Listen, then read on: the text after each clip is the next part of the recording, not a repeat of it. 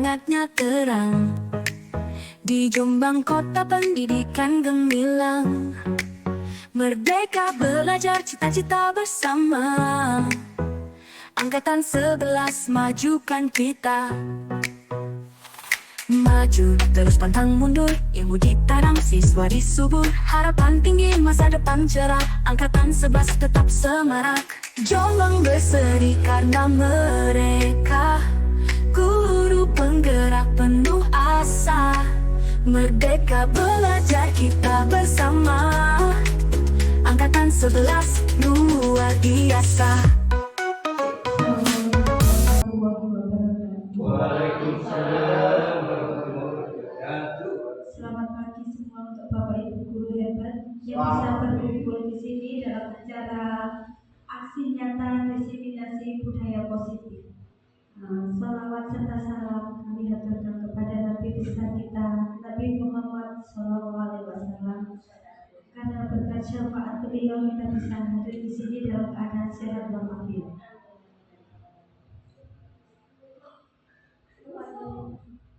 Kepada yang terhormat Bapak Kepala Sekolah kita, Bapak Wahyu Basuki, terima kasih atas kehadirannya serta rekan-rekan guru sekalian yang berbahagia. Pertama-tama, sebelum acaranya, agar acara bisa berjalan lancar, marilah kita baca dengan bacaan Ummul Quran. Al-Fatihah.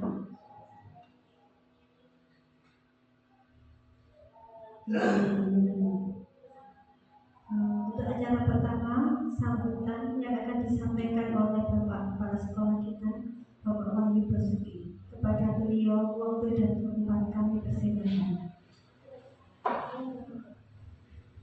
Assalamualaikum warahmatullahi wabarakatuh. Yang kami hormati teman-teman guru semuanya, puji syukur kehadiran Yang Maha Esa, di pagi hari ini kita masih diberikan nikmat sehat, nikmat yang luar biasa sehingga kita bisa berkumpul dalam kegiatan aksi nyata diseminasi budaya positif dari teman kita Bu Ima.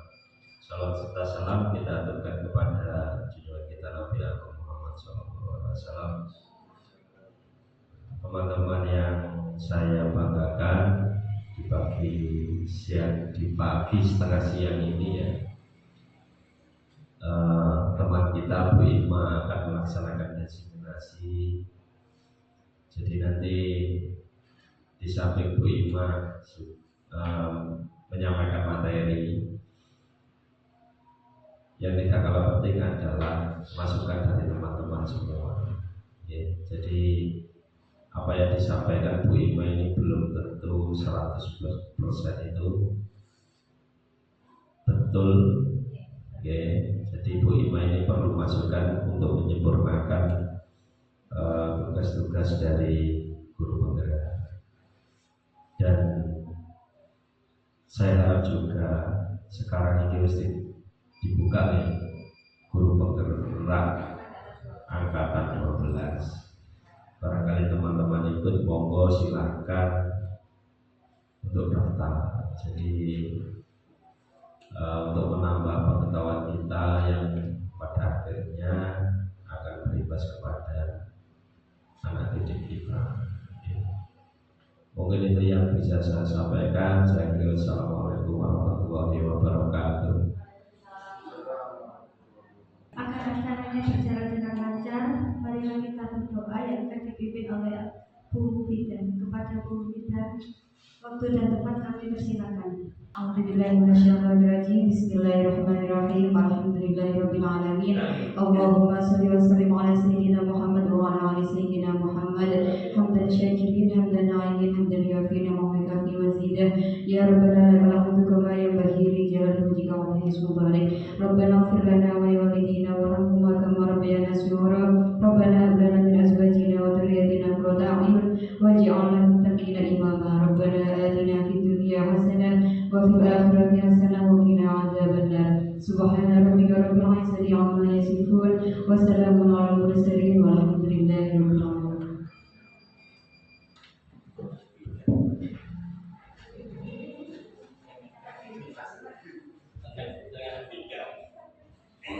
Terima kasih Kak.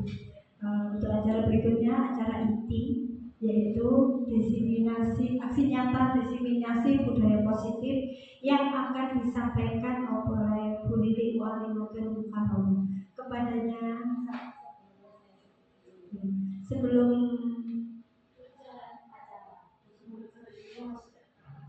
memasuki acara ini, saya sebagai pembawa acara meminta maaf apabila ada kurang dan lebihnya. Mari kita sambut dulu. Wassalamualaikum warahmatullahi wabarakatuh. Bapak Ibu mohon dicermati, dihayati, dipahami. Terima kasih Bapak Ibu ya atas waktu yang diberikan kepada saya. Bapak Ibu, Assalamualaikum warahmatullahi wabarakatuh. Dalam kali ini saya ucapkan puji syukur kehadirat Allah Subhanahu wa taala yang telah memberikan kita kesehatan sehingga kita dapat berkumpul dan menikmati udara segar pada pagi hari ini. Salawat serta salam tetap Nabi Muhammad SAW. Yang ketiga kalinya saya ucapkan terima kasih kepada Bapak Kepala Sekolah yang telah memberikan saya ruang waktu sehingga saya bisa mengikuti pendidikan guru penggerak ini, dan tak lupa saya ucapkan lagi beribu-ribu terima kasih kepada Bapak Kepala Sekolah sekaligus teman-teman sekalian yang telah memberikan supportnya ya kepada saya sehingga saya tetap semangat membara meskipun menyala ya, meskipun tertatih-tatih dalam mengikuti pendidikan guru penggerak yang akan disusul oleh Bu Ika selanjutnya. Oke, Bapak Ibu kan karena berpasang-pasangan ya berpasang-pasangan monggo Mufidah di depan biar berpasang-pasangan sebelum kita memasuki materi ya. Sebelum kita memasuki materi saya ini ada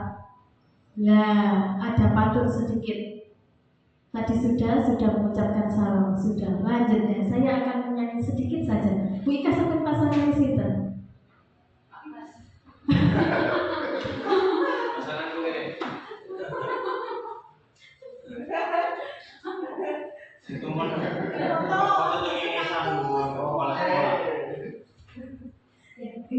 Pasang ya, saling berpasangan nih Bapak Ibu. Kemudian yang satunya melihat punggungnya temannya, yang satunya mengatakan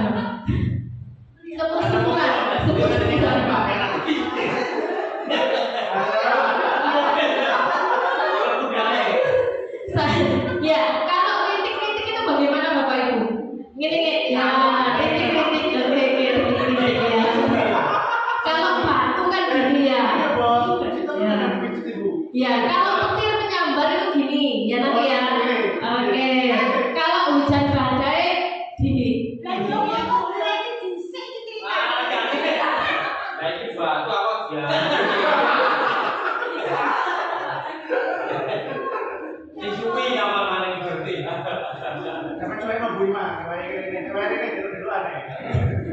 Oke, siap ya Bapak Ibu? Oke. Hujan rintik-rintik. Loh, ayo Bu, diteluk Bu, diteluk. Ya, sebentar. Ya, Bu Zaro di sini ya. Coba teluk.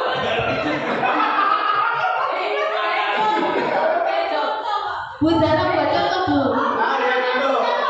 Bu Zaro buat contoh. Tapi biar teman-teman itu bisa lah. Bu Ika di sana.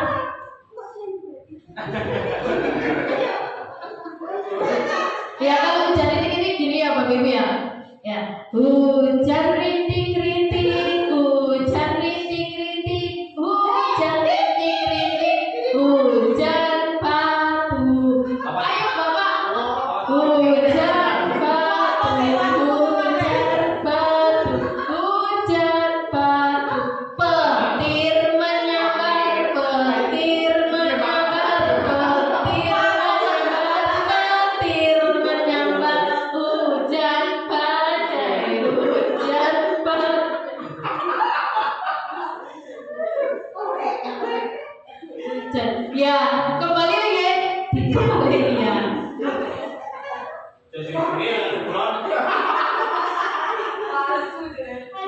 Hujan rintik-rintik, hujan rintik-rintik, hujan rintik-rintik, hujan rintik-rintik, hujan batu, hujan batu.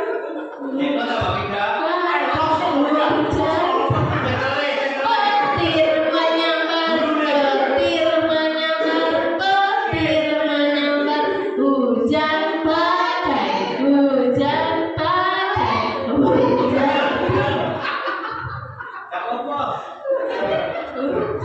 Ya, terima kasih Bapak Ibu.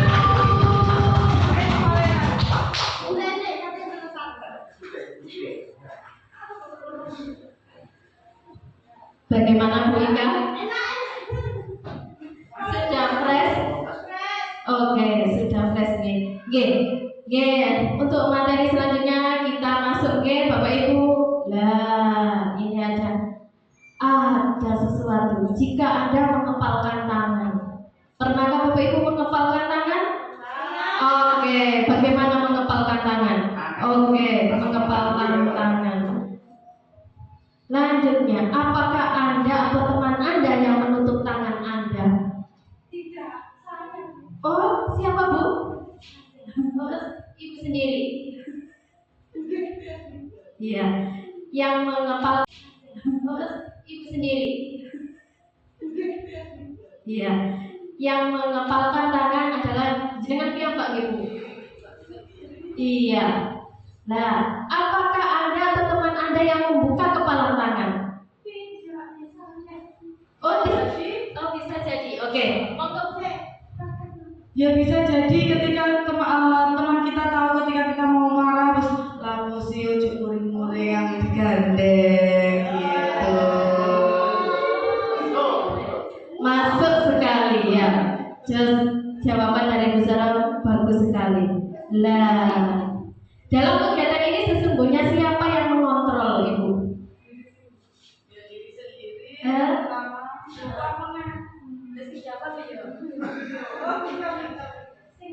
Ya diri sendiri Bu, sama tim. Yang mengontrol otomatis diri kita sendiri, tetapi ketika diri kita tidak bisa, mungkin ada orang lain yang melihat sehingga dia membantu mengontrol diri kita atau emosi kita, ujuk muring-muringan. Oh, begitu Gege. Terima kasih, bagus sekali jawaban dari Bu Zara. Merupakan inspirasi untuk kita Bapak Ibu. Lanjut.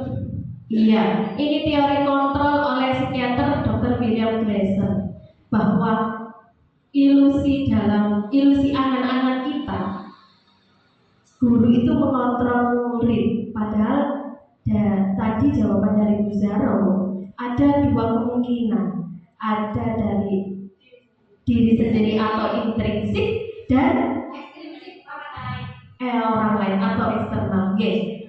Pengaruh itu ada dua, yaitu dari diri kita sendiri, dari interpersonal kita, internal dan eksternal. Motivasi itu dari ada eksternal, yaitu dari orang lain. Jangan sekali-sekali Bapak Ibu merasakan, oh anakku kudu tak kontrol. Ya, kadang bisa, kadang boten. Lanjutnya, ilusi bahwa semua penguasaan positif, efektif dan bermanfaat itu menurut pandangan kita.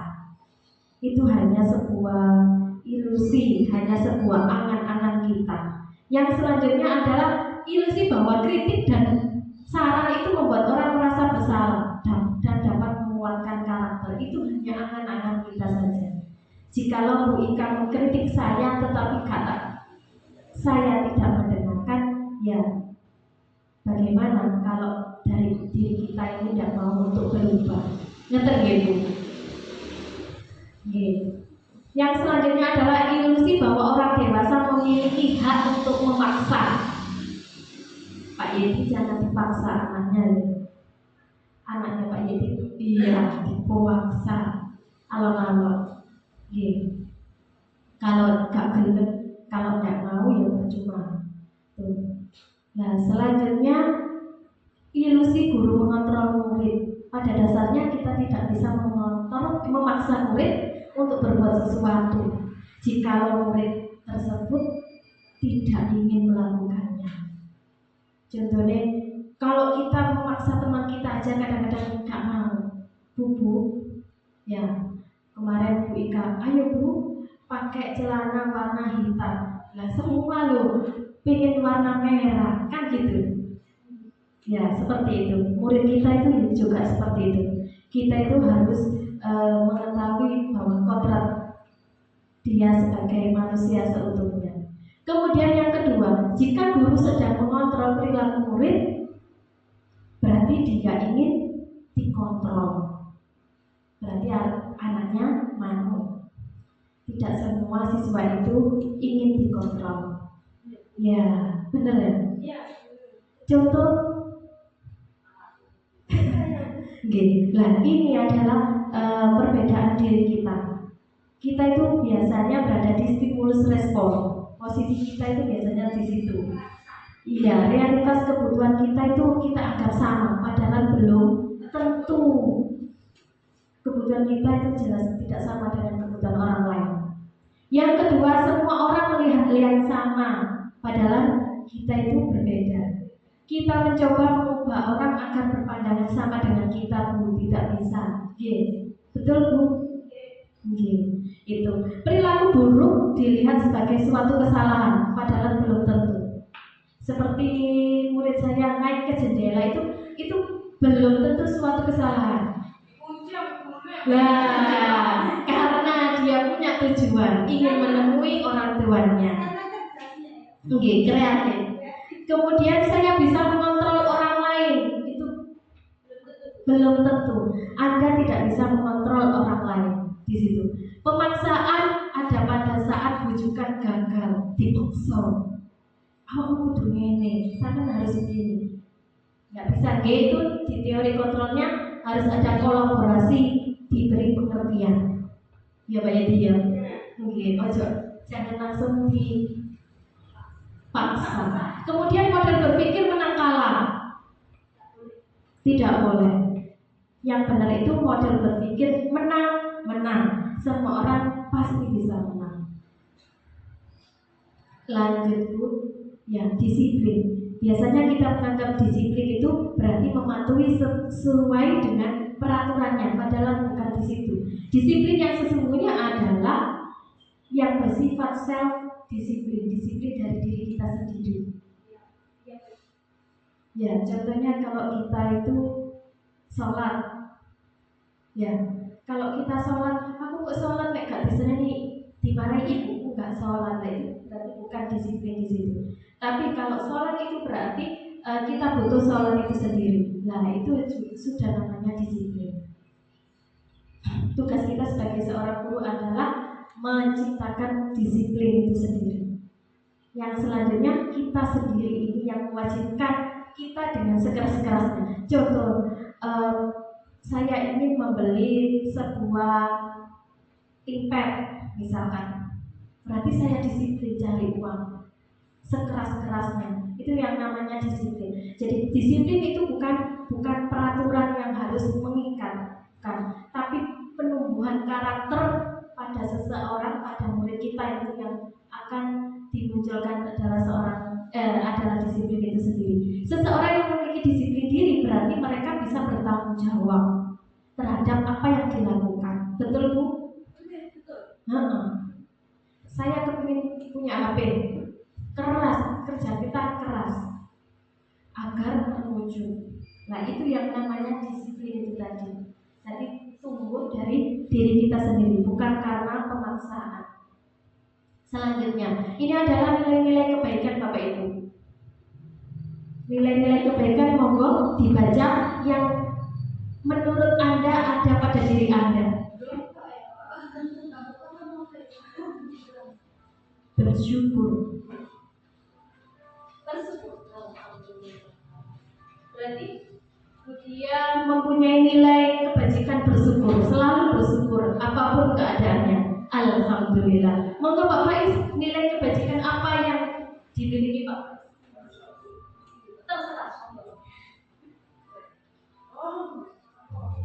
Itu kan banyak nilai-nilai kebajikan. Ada keterus-terangan, ya kebersihan, ya komitmen, iya, belas kasih, iya, percaya diri, iya, belas kasih lagi, iya lagi. Dan kalau berbicara masalah nilai-nilai kebaikan, pasti setiap orang itu akan memiliki semua nilai kebaikan itu, entah itu sedikit, entah itu banyak. Tapi kalau mana yang paling dominan, nah kita tidak bisa menilai mana yang dominan dalam diri kita, karena yang dapat menilai itu adalah orang lain, begitu. Nah, jadi saya tidak bisa menilai di mana, di nilai-nilai kebaikan mana yang paling menonjol dalam diri saya. Tapi kalau yang saya rasakan, mungkin saya itu punya semangat, Bu. Iya, punya semangat. Kalau Bapak Ibu guru sekalian menyaksikan Pak isi dan pegel lawan-lawan ojek ngecet karo Pak Yedi. Karena kami memiliki semangat dan kami memiliki satu visi dan misi yang sama gitu. Terima kasih. Oke, beri tepuk tangan Bapak Ibu. Ide dari Bapak Is sungguh cemerlang. Jadi bagus sekali Bapak Is dengan semangat yang sangat luar biasa sehingga kita bisa mengabdikan diri kita untuk lembaga ini. Alhamdulillah, amin, amin ya rabbal alamin. Ya, dari nilai-nilai kebaikan, kebajikan ini adalah kelebihan diri kita yang harus kita munculkan dan kita tularkan kepada anak didik kita. Ini adalah nilai-nilai yang harus kita sampaikan melalui perilaku, melalui ucapan, melalui apapun harus kita sampaikan. Jadi sebagai seorang guru jangan berhenti untuk bersemangat. Kita itu harus bersemangat dan bergerak. Ya. Kemudian Bapak Ibu, nilai-nilai kebajikan ini saya ulangi lagi harus kita tularkan ke anak didik kita. Ya, lanjut 3 motivasi perilaku manusia. Yang pertama, untuk menghindari ketidaknyamanan atau hukuman. Kadang-kadang tadi kan saya contohkan kalau sholat, saya nanti sholat supaya tidak dimarahi ibu saya. Ini adalah motivasi yang paling rendah. Yang kedua, untuk mendapatkan imbalan, ya. Jangan Bu. Ini saya rasanya sedang. Nah, ini yang kita gagas Bapak Ibu. Yang ketiga, untuk menjadi orang yang mereka inginkan dan menghargai diri sendiri dengan nilai-nilai yang dipercaya. Untuk menjadi yang kita inginkan dan menghargai diri sendiri dengan nilai-nilai yang dipercaya. Kita percaya bahwa murid kita, murid yang semangat luar biasa. Saya ulangi lagi ya. Ya, kita yakin murid kita bisa percaya pada diri kita. Kita yakin murid kita bisa jujur. Kita percaya bahwa murid kita kreatif, baik hati. Dari mana nilai-nilai ini? Ya kita yang memunculkan, kita yang menguatkan. Ya Bapak Ibu, ayo mari kita kuatkan nilai belas kasih sehingga anak-anak bisa kasih sayang pada temannya. Kita munculkan nilai gotong royong yang sekarang mulai pudar. Kita munculkan nilai rendah hati. Kita munculkan yang sangat nilai semangat dan dermawan. Ini nilai yang kita munculkan, tugas kita sebagai seorang pendidik. Maka dari itu guru itu berat ya. Berat membuat percaya. Lanjut Bapak Ibu, saya mempunyai soal. Monggo dibaca Bu Ika. Oh Mbak Tina. Bu Tina monggo dibaca. Iva kurang menguasai pelajaran matematika, sehingga pada saat pelajaran tersebut berlangsung, dia lebih banyak berdiam diri atau menggambar di buku pelajarannya. Pada saat guru matematikanya, Pak Seno, menanyakan pertanyaan Iva menjadi gugup dan tak sengaja menjatuhkan tasnya dari kursi, serta tiba-tiba menjadi gagap pada saat berupaya menjawab. Seluruh kelas pun tertawa melihat perilaku Iva yang bicara tergagap dan terkejut tersebut. Pak Seno pada saat itu membiarkan teman-teman Iva menertawakan Iva yang bergagap dan malu luar biasa, dan malahan minta Iva untuk maju ke depan dan berdiri di depan kelas sambil menunjuk hidungnya karena tidak bisa menjawab pertanyaan Pak Seno. Kelas makin gaduh dan anak-anak pun tertawa melihat Iva di depan kelas memegang ujung hidungnya.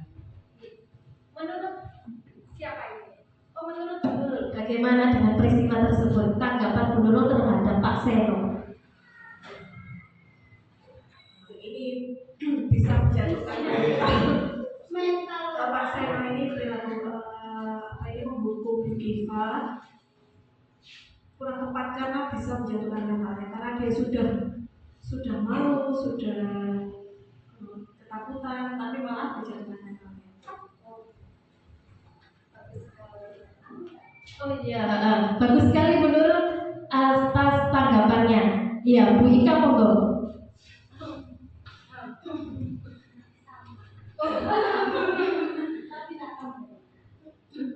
Sikap Pak Seno itu sebenarnya tidak baik dan tidak perlu kita tiru sebagai seorang pendidik. Tentunya kita tahu seorang pendidik itu adalah model bagi siswa, sebagai contoh bagi kita semua, bagi siswa terutama. Sikap Pak Seno itu sebenarnya kata Bu Nurul yang menjatuhkan mental anak. Selain menjatuhkan mental anak, itu bisa menjadikan suatu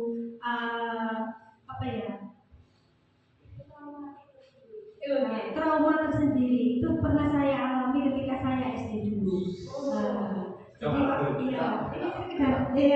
curhat ya. Jadi ini bisa dijadikan sebuah pembelajaran bagi kita semua sebagai bapak ibu guru. Pada waktu itu saya ingat guru saya sampai sekarang, sampai itu menjadi luka tersendiri bagi saya. Waktu itu usia SD, tidak saya sebutkan. Waktu itu, pada waktu itu saya tidak membuat kesalahan, dan pada waktu itu saya hanya apes. Apes, ceritanya saya waktu itu apes, dan saya tidak menyangka guru itu, bagi saya sebelum kejadian itu dia itu perfect teacher sebelumnya. Tapi setelah kejadian itu menjadi dia menjadi momok tersendiri bagi saya. Jadi timbul sikap tidak respect saya terhadap beliau karena satu kesalahan itu. Begitu. Terima kasih. Kesalahan waktu itu saya tidak melakukan kesalahan hanya pada jam kosong. Waktu itu saya kok keluar, dan waktu itu dia mungkin emosi di luar. Betul. Oh tidak Pak. Waktu itu nggak sengaja kok sampah. Terus dia itu mungkin posisi entah ditegur, habis ditegur atasan atau punya masalah di rumah terus terbawa. Itu akhirnya berdampak bagi sikapnya beliau yang biasanya baik kok tiba-tiba seperti itu menjadi traumatik tersendiri. Terima kasih. Bagus sekali tanggapannya oleh Bu Ika. Terima kasih Bu Ika atas tanggapannya. Betul sekali yang disampaikan oleh Bu Ika, bahwa kita sebagai seorang guru tidak boleh mencontoh apa yang dilakukan oleh Pak Seno. Betul sekali. Nah, ini ada 3 poin di sini, Ibu Bapak. Ada hukuman, konsekuensi, dan restitusi. Kita fokusnya nanti akan ke restitusi. Karena di kurikulum Merdeka kita tidak diperbolehkan untuk melakukan hukuman. Konsekuensi ini boleh dilakukan. Selanjutnya, hukuman. Hukuman itu apa? Hukuman itu bersifat tidak terencana, tiba-tiba, ujuk-ujuk panas-panas Pak Zeti kepingin ngaplok lah gitu. Itu tiba-tiba dan tidak terencana. Itu yang namanya hukuman. Kemudian anak murid tidak tahu apa-apa yang akan terjadi. Tiba-tiba dilibatkan dalam hukuman tersebut. Nggih, Pak Zeti. Hukuman bersifat satu arah, Ibu Bapak, dari pihak guru yang memberikan dan murid hanya menerima suatu hukuman tanpa melalui suatu kesepakatan atau pengarahan dari pihak guru sebelumnya. Yang selanjutnya adalah hukuman yang diberikan bisa berupa fisik maupun psikis. Psikis itu berarti apa, Bu? Suatu perbuatan atau kata-kata. Bisa dicontohkan Pak Yedi kalau hukuman yang tidak boleh dilakukan. Fisik atau psikis? Fisik. Fisik boleh, psikis boleh. Hukuman yang diberikan berupa fisik yang tidak boleh. Ya ini misalnya, misal ini diberikan nabok bohongi, berita, nah itu nggak boleh. Ya. Apalagi yang zaman waktu kita kecil sekolah itu dibalik kuping sama dibalik apa ini godek ya. Kalau kita nggak bisa jawab itu dijual katanya Budia sampai gosok. Kalau psikis ini berupa kata-kata yang tidak enak atau bisa sampai tertanam di dalam memorinya. Mungkin kita mengejeknya atau dengan kata-kata yang tidak pantas. Tetapi kadang-kadang kita timbul emosi. Ya, itu saja.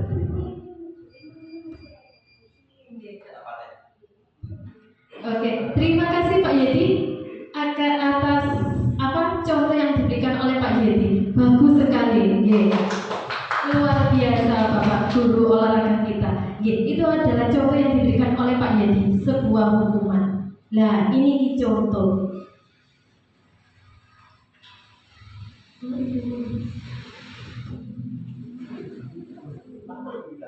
Guru ini dihukum, guru ini apa ya? Cocok ini. Sampai ketemu.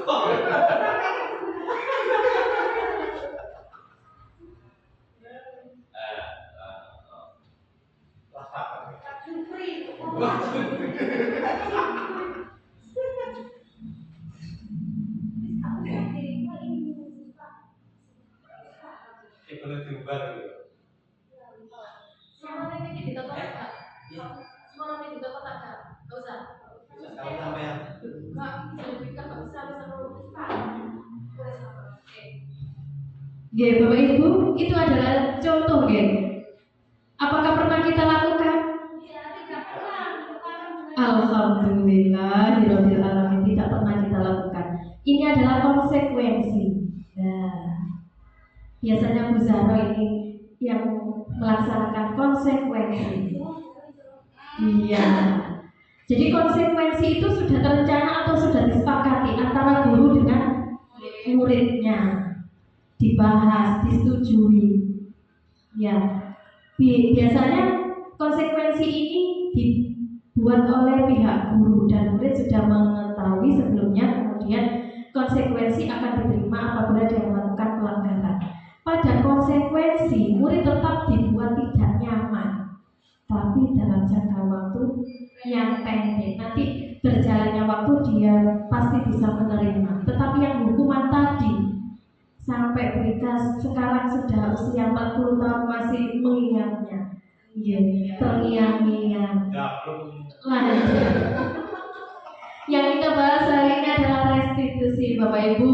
Restitusi merupakan proses penciptaan kondisi bagi murid untuk memperbaiki kesalahan mereka, sehingga mereka bisa kembali pada kelompok mereka dengan karakter yang lebih kuat. Nah, restitusi merupakan proses kolaboratif. Jadi guru bersama siswa melakukan kolaboratif bermusyawarah untuk menyelesaikan atau mencari solusi terhadap masalah yang dihadapinya. Kemudian adalah penghargaan yang terakhir. jika kita bisa memberikan suatu apresiasi kepada siswa kita, bisa membangkitkan semangatnya. Tetapi ada penghargaan yang bisa disalahgunakan. Lah, penghargaan bisa dapat juga merusak hubungan. Apa contohnya merusak hubungan? Pintar sekali Bu Dia, cemburu antar siswa. Enak-enak Bu Ika ngekei Alpan, ya itu cemburu. Kalau kita tidak memberikan apresiasi kepada murid kita secara keseluruhan, terjadi kecemburuan. Yang kedua adalah penghargaan mengurangi ketepatan. Kadang-kadang kita memberikan penghargaan sesuai dengan emosi kita, sehingga kita tidak tepat memberikan kepada mereka. Iya, penghargaan bisa juga menurunkan kualitas. Seperti murid kita diberi hadiah kalau kita juara 1, dia bisa menurunkan kualitasnya. Aku juara siji wis gak usah. Saya sudah juara 1, saya sudah merasa pintar, saya tidak usah belajar. Itu juga tidak boleh. Jadi penghargaan yang disarankan dalam kurikulum Merdeka hanya sebuah simbolis dan ucapan. Lah, iya, saya juga keliru. Maka sekarang kan kita belajar bersama-sama. Kadang-kadang kan saya juga memberikan penghargaan untuk siswa ranking 1, gitu ya. Itu kalau menurut di sini bisa mematikan kreativitas dan menurunkan kualitas. Selanjutnya yang akan kita bahas ini restitusi. Restitusi ini ada 3 alur. Yang pertama adalah menstabilkan identitas, kemudian yang kedua validasi tindakan yang salah, dan selanjutnya yang terakhir adalah menanyakan keyakinan. Iya, ini adalah kenapa kok kita menggunakan restitusi, karena manusia itu mempunyai 5 kebutuhan dasar yang harus dipenuhi. 5 kebutuhan dasar yang harus dipenuhi. Yang pertama adalah penting. Di antara 5 kebutuhan dasar manusia, kebutuhan yang pertama ini paling penting. Jadi jika siswa kita kebutuhan dasarnya sandang pangannya tidak terpenuhi, maka kebutuhan yang lain pasti juga berpengaruh. Kebutuhan yang selanjutnya adalah rasa kasih sayang dan rasa diterima, dihargai.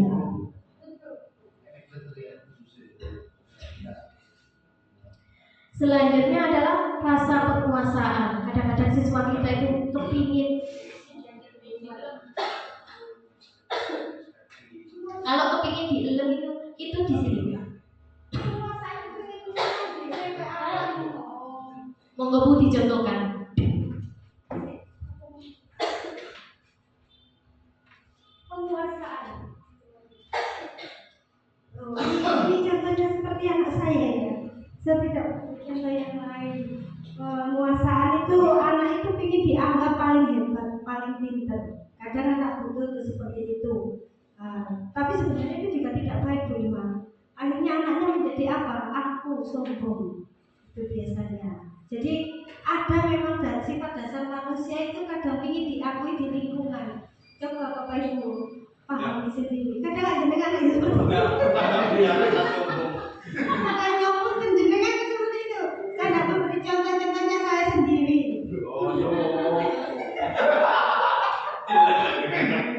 Ya, kadang sifat saya, sifat dasar manusia itu ingin diakui. Aku loh bisa seperti itu. Jadi dia minta pengakuan dari lingkungan selanjutnya kalau dia bisa, dia mampu dan dia hebat. Akhirnya dampak negatifnya yaitu menjadi angkuh, menjadi apa ya, ingin menang sendiri. Tapi sebenarnya tidak apa-apa kalau dia dilihat dari sisi positifnya. Akhirnya dia punya sifat untuk berusaha yang berusaha agar lebih baik dari lingkungannya. Di lingkungannya seperti itu. Mungkin apa Betul sekali. Kadang memang kita butuh pengakuan, tapi sebagai seorang guru, pengakuan kepada siswa itu sangat diacungi jempol, bagus sekali. Tapi kadang-kadang kita sebagai seorang guru kita harus bisa menekan kebutuhan Lanjut nggih. Yang kita butuhkan kepada anak-anak adalah ini, kasih sayang dan rasa diterima. Kita anggap semua siswa ini sama, jangan dibeda-bedakan. Lanjut, kebutuhan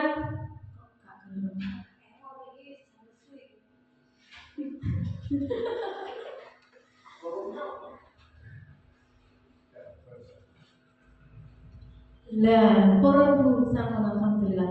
Kebutuhan kebebasan siswa untuk menentukan pilihannya. Yang terakhir adalah kesenangan. Kadang-kadang siswa kita jahil sama temannya, kenapa kamu kok jahil? Guyon bu, begitu. Itu merupakan kebutuhan kesenangan siswanya. Lanjut, ini adalah posisi kita Bapak Ibu, 5 posisi kontrol kita. Yang pertama adalah sebagai penghukum. Kita itu kadang-kadang sebagai penghukum, tapi jangan terlalu okay. Yang kedua adalah sebagai pembuat rasa bersalah. Nah ini biasanya yang saya lakukan sebagai teman.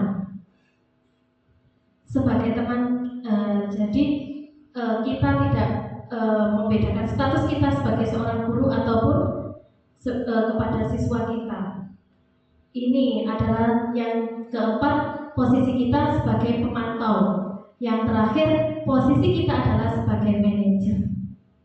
Manajer itu bukan kepala sekolah saja Bapak Ibu. Guru juga sebagai manajer. Guru adalah manajer di dalam kelasnya. Iya, betul sekali Bu.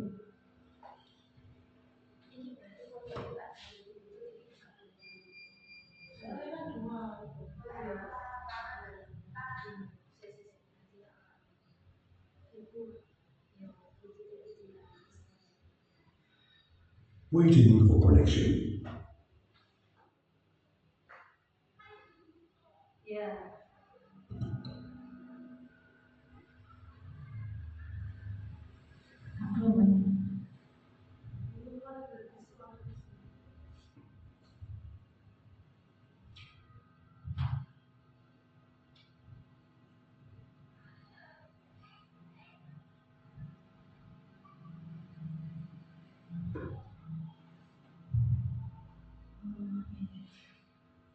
Ibu Bapak, saya punya pertanyaan. Adik yang terlambat hadir di sekolah, itu ada kalimat terlambat lagi, pasti terlambat lagi, selalu datang terlambat. Kapan bisa datang tepat waktu? Sebagai apa ini Bapak Ibu? Penghukum.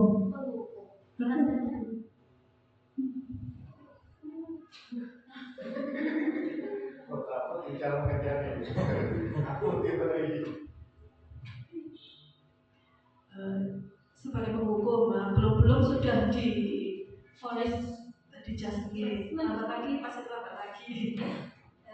Belum tahu alasannya, belum ditanyakan alasannya sudah. Leres Ibu. Jadi kalau ada murid kita, jangan langsung langsung kita mengeluarkan kalimat-kalimat yang kurang bagus. Yang selanjutnya,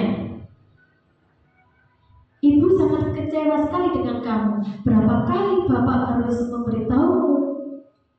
Adi, kamu ini bagaimana ya? Kamu sudah berjanji dengan Ibu tidak akan terlambat lagi. Kenapa kamu kok terlambat? Berarti posisi kita sebagai apa, Ibu Bapak? Apa Bu? Ngontrol, manajer lah aku.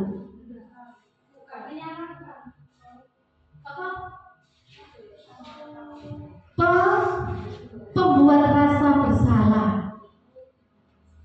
Pembuat rasa bersalah. Kamu kan sudah janji pada Ibu, kenapa kok kamu masih mengecewakan Ibu? Jadi dianya rasa negatif, ya Allah, iya, aku mengecewakan guruku. Sedih ya, segitu. Pembuat rasa bersalah. Selanjutnya Ibu Bapak, ada kalimat Adi. Monggo Pak Jadi. Niki apa kira-kira? Sebagai apa? Guru sebagai apa?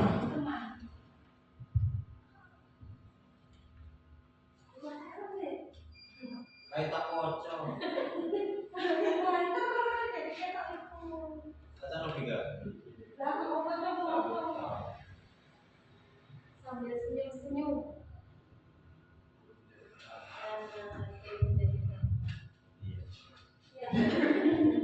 Iya, sambil senyum-senyum Ibu Bapak.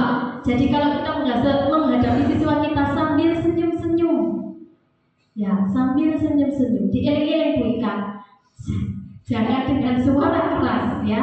Sambil senyum-senyum. Yo kaget kok jane. Iya. Selanjutnya, Adit, tahukah kamu jam berapa ini mulai? Kita mau mulai. Tahu Pak, kamu terlambat 15 menit. Apa kamu sudah mengerti konsekuensi yang harus dilakukan? Sebagai apa kita Ibu Bapak? Manajer. Oh iya. Sebagai manajer. Iya. Sebagai pemantau. Iya. Sebagai pemantau. Kita sebagai pemantau. Kenapa kok kita bisa namanya sebagai pemantau? Karena di sini dijelaskan ada waktunya. Ada waktunya. Cirinya di sini. Dipantau dari gurunya ki delok jam. Wis sak jam ya mene yo, kowe kok gorong teko.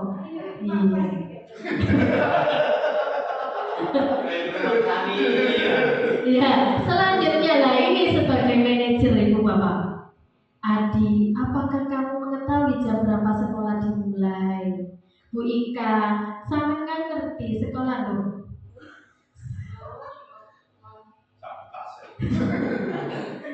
Sekolah dimulai kan jam 7. Mengapa Bu Ika kok terlambat? Kan begitu. Ya, seperti itu. Ini adalah sebagai manajer. Kita tanya dulu kepada anaknya, kenapa kamu kok terlambat? Sepeda saya kempos Bu. Oh, bensin saya habis. Jadi jangan langsung apa Bu? Marah. Iya, marah-marah. Iya. Lanjut ya. Ciri-ciri restitusi. Restitusi bukan untuk menebus kesalahan, namun untuk belajar dari kesalahan.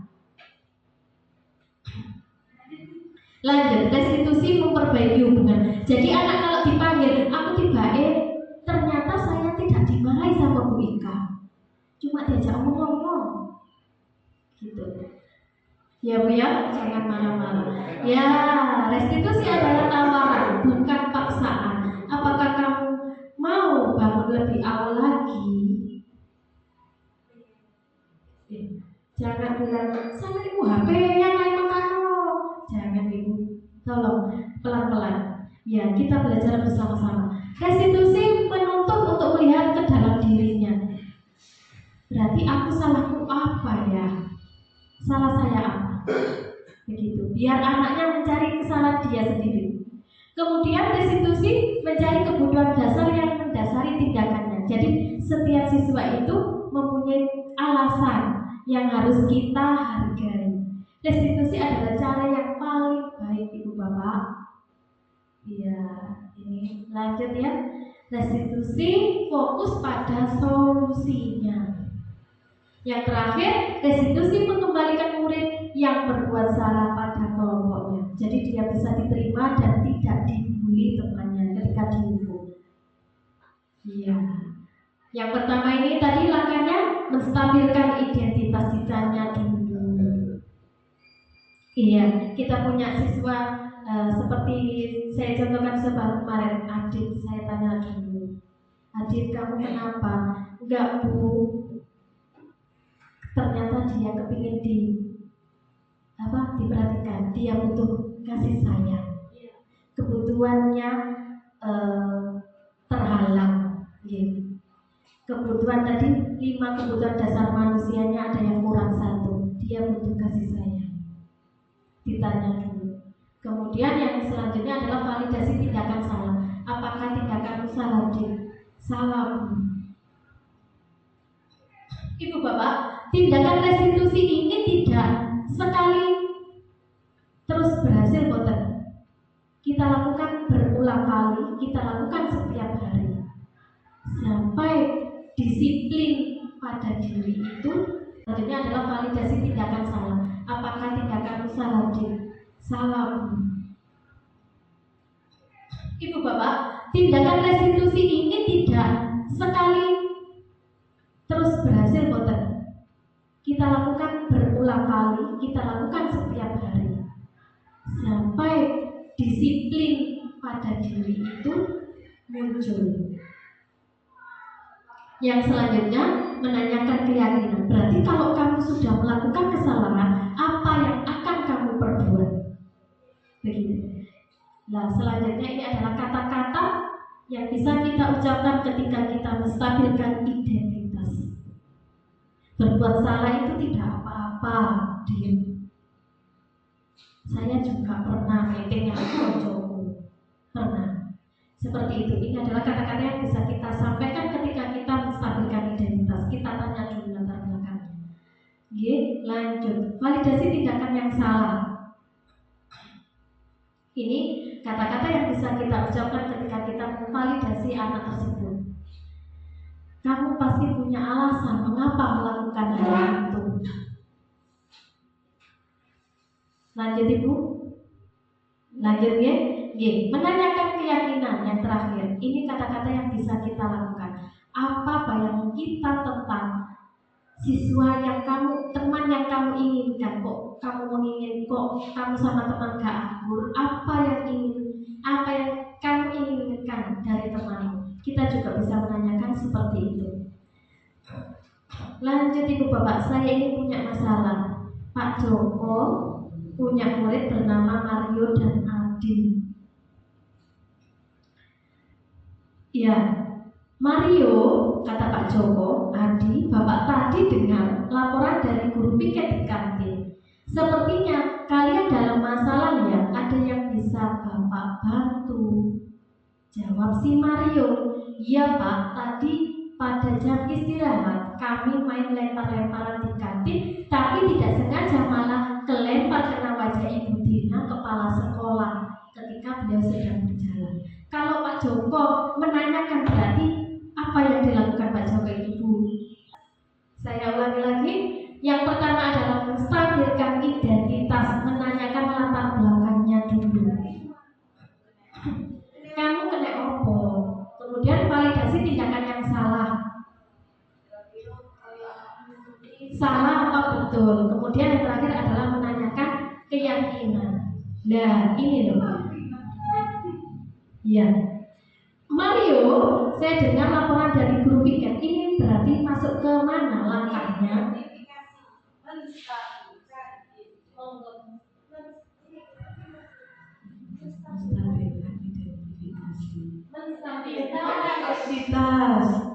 Menstabilkan identitas semua itu ya. Oh, enggak ya,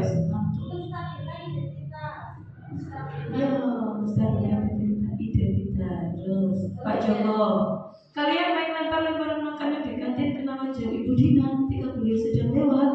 Iya Pak, dia berarti validasi kesalahan. Pak Joko, Adi, ada informasi yang kamu mau tambahkan? Kami tidak bermaksud melakukannya Pak, tapi itu tetap ya masih tahap kedua. Tapi kami tidak sengaja, itu masih tahap kedua. Apakah kalian tahu kalau kalian berada dalam masalah sekarang itu baru masuk yang ketiga? Menanyakan keyakinan. Terima kasih Bu Zara, bagus sekali. Jadi Bu Zara ini yang boten ngantuk ya. Jadi langkah-langkah restitusi yang pertama tadi apa Ibu Bapak? Menstabilkan identitas. Yang kedua, validasi tindakan yang salah. Yang terakhir, menanyakan keyakinan. Ya, menanyakan keyakinan di sini adalah tapi kalian mendapatkan rasa senang. Menurut Bapak, ada cara yang mendapatkan rasa senang tanpa merugikan orang lain. Lanjut, ini kemarin saya bersama bisa diceritakan Bu Zaro, kenapa terjadi riset ini? Dia minggu sebelumnya dia sudah bersepakat dengan saya satu kelas 3, seluruh anak kelas 3, ketika pelajaran PAI harus lengkap membawa semua peralatan buku tandanya dia sudah siap belajar hari ini. Kenapa? Karena kita membiasakan anak-anak itu malamnya itu belajar ngerti, saiki wayai PAI, wayai matematika, wayai IPAS, sehingga dia siap belajar untuk itu. Nah, makanya saya berikan peraturan, apalagi PAI ini kan 1 minggu sekali gitu. Jadi kok kebangetan banget nih sampai gak siap dalam pelajaran PAI ataupun pelajaran lainnya ya butuh siap itu. Sehingga saya berikan yang metode yang kedua tadi,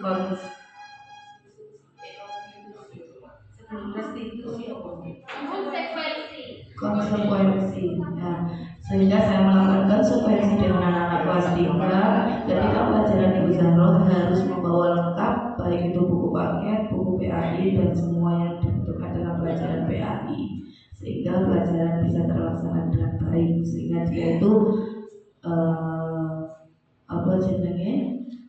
bisa mengikuti pelajaran yang baik. Dan ketika di situ minggu yang lalu juga saya sudah memberikan konsekuensi disepakatan dengan anak-anak bahwasanya ketika tidak membawa buku PAI maka dia harus turun kelas, ikut ke kelas bawah, tidak boleh ikut ke kelas atasnya, seperti itu. Jadi dia tidak siap dengan fase yang sekarang, dia harus turun fase dulu untuk menyiapkan dirinya kembali ke fase itu.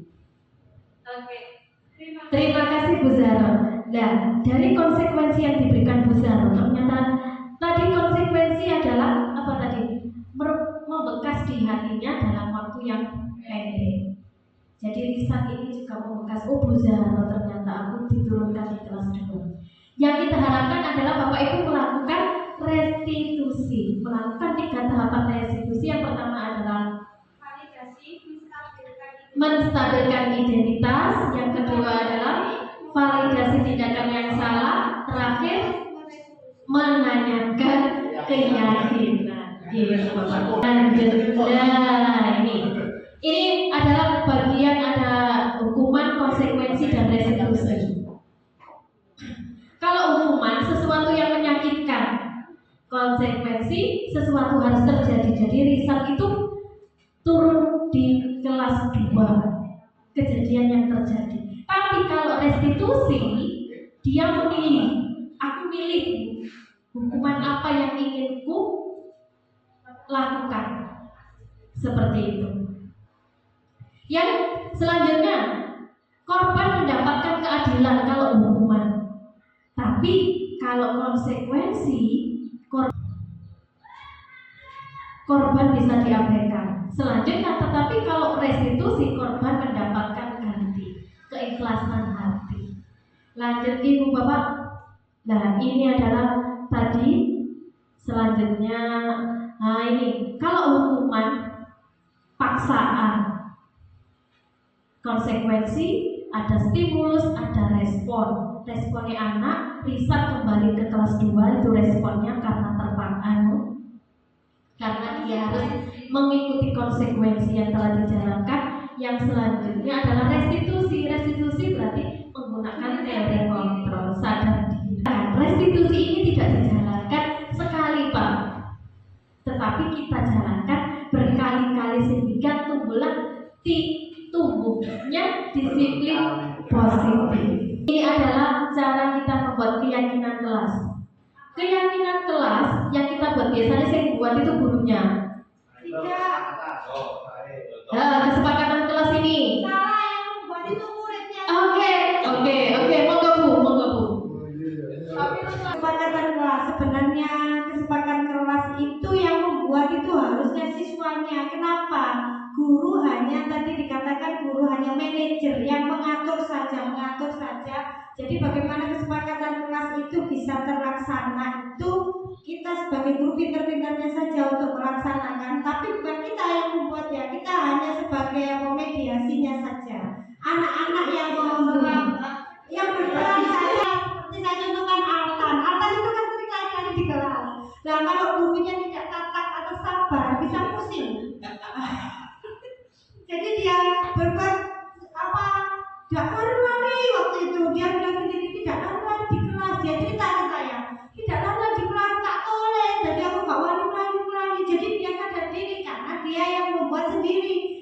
Iya, betul sekali, hebat sekali Bu Ika. Terima kasih, Jos. Ya, keyakinan kelas ini berupa pernyataan-pernyataan universal. Ya, ini lanjut Bu Bapak. Keyakinan kelas ini sebelumnya kita buat adalah peraturan dulu. Keyakinan kelas ini betul sekali yang disampaikan oleh Bu Ika adalah kesepakatan antara guru dengan siswa. Jadi siswanya yang membuat, jangan kita yang membuat. Kalau siswanya tadi yang membuat, dia mempunyai kekuatan dalam dirinya atau kesadaran dalam dirinya, ada motivasi internal yang muncul di dalam dirinya. Ini merupakan peraturan di kelas 1 yang ditulis. Saya yang menulis, tetapi anak-anak yang kalimatnya dari anak-anak. Ini belum sempurna Ibu Bapak. Ya, misalnya anak itu beda-beda. Yang pertama, tidak boleh memukul. Ini merupakan peraturan. Kenapa? Karena sesuai dengan kalimat yang diucapkan. Tidak boleh lari-lari saat pelajaran. Ini anaknya juga sendiri yang menuliskan. Jadi saya menuliskan namanya di sini. Peraturan ini kalimatnya boleh tidak ini boleh. Tetapi nanti kalau pada masuk ke kesepakatan kelas menggunakan kalimat positif. Mengapa? Alasannya mungkin Pak Faiz? Tahu saya. Oh, tahu Bu ya. Iya, Bu. Kenapa? Ini bukan masalah bahasa. Untuk anak seusia 0 sampai usia anak-anak. Secara psikologi usianya Artan itu 7 tahun masuk dalam operasional.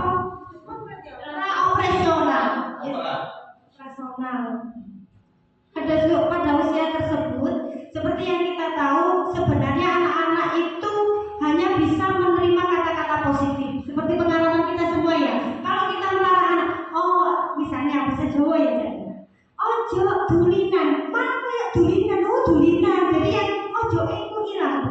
Iya, bagus sekali Bu Ika. Tadi Bu Ika cerdas sekali ya.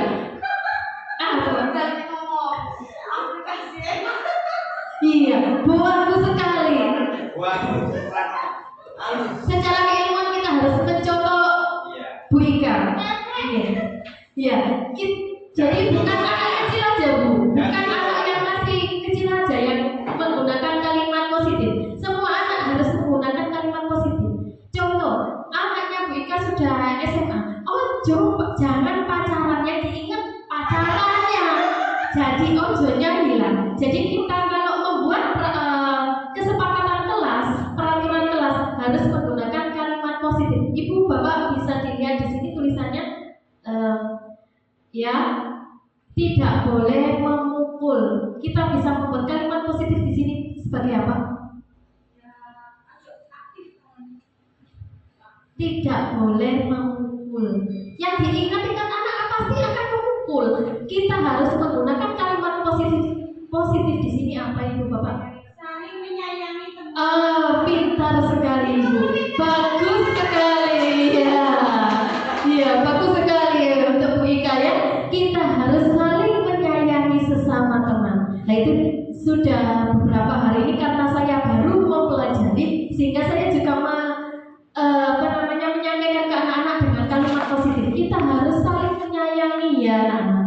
Saling menyayangi. Setiap hari kita sampaikan seperti itu. Pasti anak-anak Pak teringat-ingat. Saling menyayangi. Pesan Bu Zaro, saling menyayangi, saling menyayangi begitu. Itu Ibu Bapak yang saya sampaikan. Lanjut keyakinan kelas tadi. Sebelum keyakinan kelas sesudah keyakinan kelas ditulis tadi, kita juga harus menuliskan tugas guru. Jadi anak-anak juga tahu bahwa guru itu tugasnya apa, siswa juga tugasnya apa. Jangan terus kita menulis kesepakatan kelas ini saja, jangan. Jadi anak-anak biar juga tahu bahwa tugas guru itu apa, tugas siswanya juga seperti apa. Ibu Bapak, terima kasih atas waktunya. Mungkin ada pertanyaan? Iya, tidak ada pertanyaan. Terima kasih atas waktunya. Ibu Bapak, semoga tergerak. Amin. Ayo bergerak.